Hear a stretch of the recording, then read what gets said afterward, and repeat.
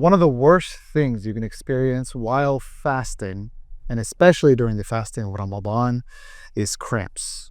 And I want to share a couple tips that can help you either alleviate or eliminate those cramps. I need to stop. Are we stopping here? Ah, cramps. Oy. Maybe No, I'm just dehydrated. Story time. Last year, I was preparing for the MS 150, which is an annual bike ride that happens here. Just like how in jiu-jitsu, if you want to get better at jiu-jitsu, you got to put in some mat time. You want to do well in a cycling challenge, whoopsie, then you got to put in saddle time. In my case, in the attempt to put in saddle time while fasting and getting on these practice rides, one of the things I learned is that obviously hydration is key, but during some of these rides, after about the 30-mile mark, bro, my legs would start cramping.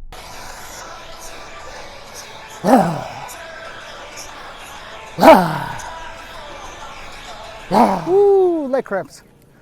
Yeah, just cramps. Whee. Hold on. Just need to put the bike down. Whew, yeah. Right to the point where I can't even pedal. I'm gonna, and this has happened not only just in Ramadan and fasting, but this has happened through the years. Now, I realized there are a couple of reasons for why one might experience cramping. In general, whether you're into cycling, you're into jiu-jitsu, I would say avoid compression. And you might be like, well, isn't that part and parcel of the sport? Whether you're cycling, you're wearing tight compression shorts or a compression tee, especially in jiu-jitsu, even if you're, especially in no-gi, you might have compression shorts, you might have spats, you might have rash guards. My advice is avoid compression.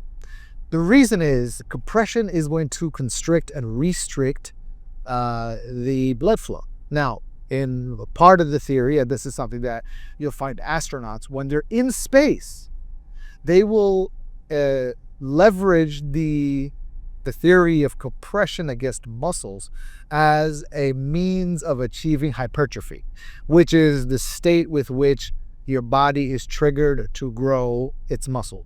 And so, because in space there's no gravity, right? I mean, there's gravity, but like not like gravity here on Earth. You don't get the same kind of stresses against the structure of one's own body, and so as a result, how do you trigger muscular growth and hypertrophy? You do it through compression. One of the things that you might experience through the process of engaging in continuous, rigorous movement when you have compression is cramps. So last year in MS, when we were doing the MS 150, I was experiencing some really heavy cramps in preparation for this ride and during the ride. So I've addressed everything. I've hydrated. I've got pickle juice. I'm pickle juiced out. I figured, okay, maybe my shorts are too tight. And so what do? I take a pair of scissors after I get to our tent on the first day, and I cut the compression on my shorts, and I felt a rush of blood go straight down my legs and relief. And so the next day, for my new pair of shorts, I did the same thing. Before putting them on, I cut the compression, I put them on, and well past mile 50, no cramps. And so I was like, oh my goodness, basic compression theory principle is true. And so the same thing is that when it comes to like jiu-jitsu and while you're fasting, things like that, try to get yourself a pair of shorts. Like if you're wearing boxers or whatever, right? Don't wear like those tight compression boxers. They might not be very good for you in general, guys especially. But also avoid the really tight rash guards, right? Get something a little bit more loose. So this way you have, your body is able to circulate the blood and you can avoid cramping. So that's option one. Option number two, how to avoid cramps. And this is probably more important than option number one, which is actually the source of a lot of people's challenge with relation to cramping. And that is make sure that you hydrate. The question is, hydration might prove challenging because you are constricted in the times with which you can consume liquids. Last night. I personally didn't go to jiu-jitsu. My kid had his no-gi class, and so I decided to head out to the mosque for prayer services. Now, one thing I realized is that this mosque that I was looking for turns out is literally across the street from the gym. I got a quick workout in, mobility session, sauna, sweat some stuff out, hydrated, all that good stuff. But now, you come home, it's bedtime. It's nearly like 10:30, 11-ish. Everybody else has gone to bed. And so this is where ensuring that you get your hydration in, right?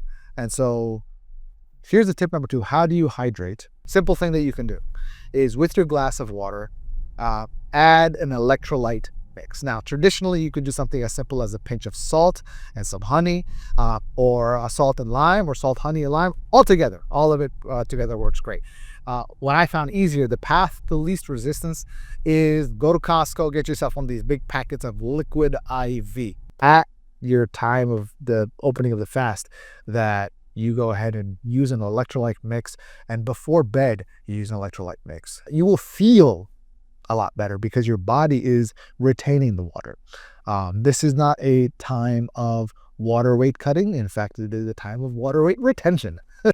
So that you can ensure good hydration, you're not cramping, and you are enjoying your time in the fast of Ramadan. So anyway, I hope you find these two tips helpful. Again, as a review, avoid compression, and number two, hydrate with electrolytes.